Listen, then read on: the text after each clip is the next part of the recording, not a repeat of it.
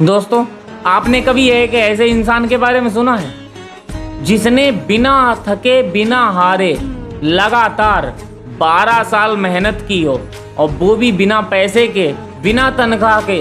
हाँ, आपने सही सुना, मैं बात कर रहा हूँ नवाजुद्दीन सिद्दीकी की। नवाजुद्दीन सिद्दीकी वो मिडिल क्लास के लड़के थे, वो मुंबई की चमकती दुनिया में ऐसा सितारा बनते हैं। नवाजुद्दीन जब शुरुआत में मुंबई जब जाते हैं, पहले वो एक्टिंग को अच्छी तरीके से समझते हैं, सीखते हैं। उसके बाद ज़िंदगी में इस कदर उतारते हैं कि उनकी नसों में बस एक्टिंग के अलावा कुछ नहीं बचता है। नवाजुद्दीन सिद्दीकी ऐसे इंसान थे जिन्हें बहुत सारा रिजेक्शन फेस करना पड़ा।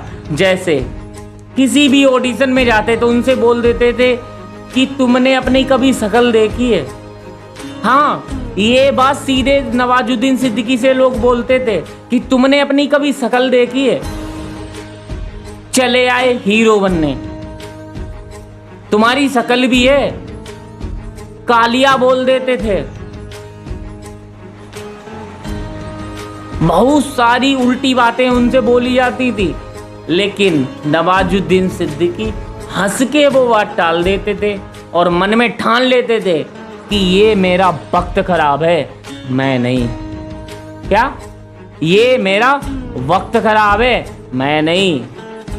वक्त जब अच्छा आएगा ना, तब मेरी जिंदगी पलटेगी और इन सब के मुंह बंद हो जाएंगे। एक्टिंग को इस कदर अपने अंदर निखारते हैं और दिन पे दिन मेहनत करते हैं।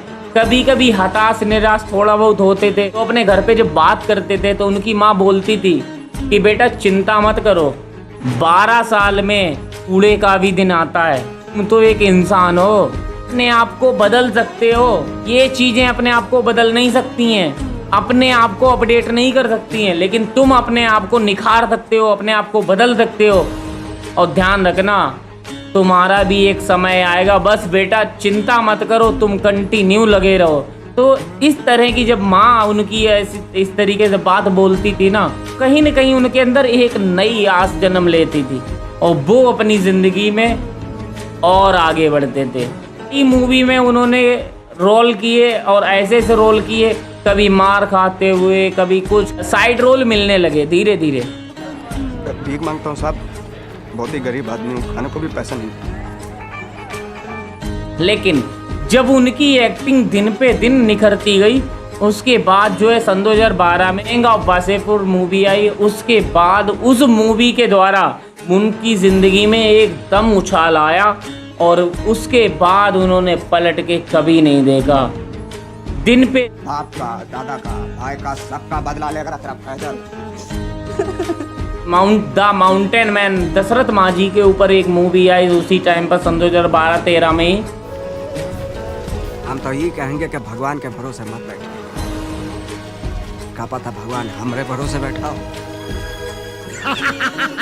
तो उस मूवी को किया, जब उस मूवी को किया ना, उसके बाद जो है ना उनकी ज़िंदगी में दिन पे दिन अच्छे दिन आए और हर मूवी उनकी हिट जाने लगी। आज जो है ना बहुत सारी मूवी में काम कर चुके हैं, जैसे किक है और सारी हैं, बहुत सारी मूवी हैं। तो इस तरीके से उन्होंने काम किया कि काम को अपना इस कदर टाइम दिया कि आज उनके पास काम बहुत ज़्यादा है लेकिन टाइम नहीं है। कैसे? जब उनसे एग्रीमेंट के लिए बात करता है तो साफ बोल देते हैं कि अभी वेटिंग लिस्ट लगी है 2-3 साल की, उसके आगे की अगर रखना चाहो तो बताओ, नहीं तो कोई बात नहीं। मतलब हाईएस्ट फीस लेने वाले वो बन चुके हैं एक्टर, और एक्टर ही हैं। ध्यान रखना, उन्होंने अपने मुंह से भी कहा है कि मैं एक्टर हूँ, सुपरस्टार नहीं। मैं एक्टर हूँ, सुपरस्टार नहीं, क्योंकि सुपरस्टार कुछ टाइम के लिए होते हैं और एक्टर हमेशा के लिए होता है। जैसे एग्जाम्पल देना चाहूँगा अमरीश पुरी जी का, कादर खान के जैसा बहुत सारे अच्छे अच्छे एक्टर रहे हैं जिन्होंने सिर्फ एक्टिंग पे ध्यान दिया, फेमस और पॉपुलैरिटी पे नहीं। उन्होंने सिर्फ काम को अहमियत दी और चीज़ों को नहीं। उन्होंने अपनी ज़िंदगी में बस एक्टिंग पे ही ध्यान दिया, बाद में किसी चीज़ पे ध्यान नहीं दिया।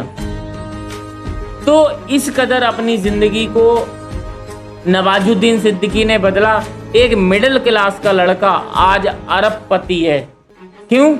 क्योंकि उसके पास कला है, और ऐसी कला है कि उसके पास काम की कमी नहीं है, और जिसके पास काम की कमी नहीं है उसके पास पैसे की कमी नहीं हो सकती है भाई। क्योंकि उस बंदे ने अपने आप को लगातार 12 साल अपने आप को तराशा है, अपने आप को इस कदर ट्रेंड किया है कि ऐसा कोई कैरेक्टर नहीं है जिसमें नवाजुद्दीन सिद्दीकी ना ढल पाए। हाँ, ये रियल बात है। द माउंटेन मैन मूवी देखना, दशरथ मांझी वाली, उन्होंने ऐसा महसूस नहीं होने दिया कि ये दशरथ मांझी नहीं है। मतलब उस लेवल पे उनके कैरेक्टर को पकड़ा है, सोचा भी ना हो। तो उन्होंने इस टाइप की बहुत सारी मूवी करी हैं और अच्छे अच्छे रोल किए हैं। तो कहीं ना कहीं मुझे लगता है कि अगर तुम्हें हाईएस्ट ऊंचाई को पकड़ना है तो ध्यान रखना, नीचे की जो जिंदगी है ना, वो इस कदर जीना और इस कदर अपने आप को बदलते हुए जीना, जो कि ऊपर जाने के बाद तुम्हें कुछ ऐसा महसूस ना हो कि मैं उसके लायक नहीं हूँ। ध्यान रखना, ये सही बात बोल रहा हूँ। नवाजुद्दीन सिद्दीकी ने 12 साल अपने आप को उस कदर बनाने में लगा दिए। ये उनका संघर्ष मैं नहीं मानता हूँ, ये मैं मानता हूँ 12 साल का उनकी ऐसी तपस्या थी, ऐसा अपने आप को तराशने वाला टाइम था, जिस टाइम पर मतलब नवाजुद्दीन सिद्दीकी ने अपने आप को इस कदर ट्रेंड किया कि उनके बराबर का कोई एक्टर इस टाइम पर नहीं है। वो जिस रोल में जाते ना, वो जिस कैरेक्टर में जाते हैं, उस कैरेक्टर में ऐसा घुल जाते हैं कि उन मेन कैरेक्टर में और उनके कैरेक्टर में कोई मतलब लगता ही नहीं है कि ये रियल नहीं है, एकदम रियल कैरेक्टर में लगते हैं। और उनकी एक्टिंग इस लेवल की है कि उन्होंने एक अपने दोस्त की एक्टिंग कर दी। तो पता है उनके दोस्त को, मतलब दोस्त पे सवाल उठ गए कि तुम नवाज की कॉपी कर रहे हो, लेकिन उनके दोस्त ने कहा ये मैं रियल हूँ, नवाज ने मुझे कॉपी किया, लेकिन इस कदर कॉपी किया है कि मैं फेक लगने लगा, लेकिन नवाज फेक नहीं लग रहा। तो दोस्तों, इस कहानी से हमें शिक्षा मिलती है कि परिस्थिति कैसी भी हो, संघर्ष कैसा भी हो और कितना भी लंबा हो, लेकिन हमें हार नहीं माननी चाहिए। जब तुम्हें लगे कि मेरा सब कुछ खत्म होने वाला है, सब कुछ खत्म हो चुका है, उसी दिन से तुम्हारा आरंभ होने वाला है। तो ऐसा हुआ भी है। लगभग 12 साल उन्होंने मेहनत की नवाजुद्दीन सिद्दीकी ने, आज उन्हें दुनिया जानती है और उनकी इज्जत भी अच्छी खासी है। तो दोस्तों, अगर ये वीडियो आप लोगों को अच्छी लगी हो तो इस वीडियो को लाइक करना, शेयर करना और चैनल को सब्सक्राइब करना मत भूलना। और कमेंट में बताना कि तुम अपनी ज़िंदगी में कामयाब होने के लिए किस कदर अब संघर्ष करने के लिए तैयार हो।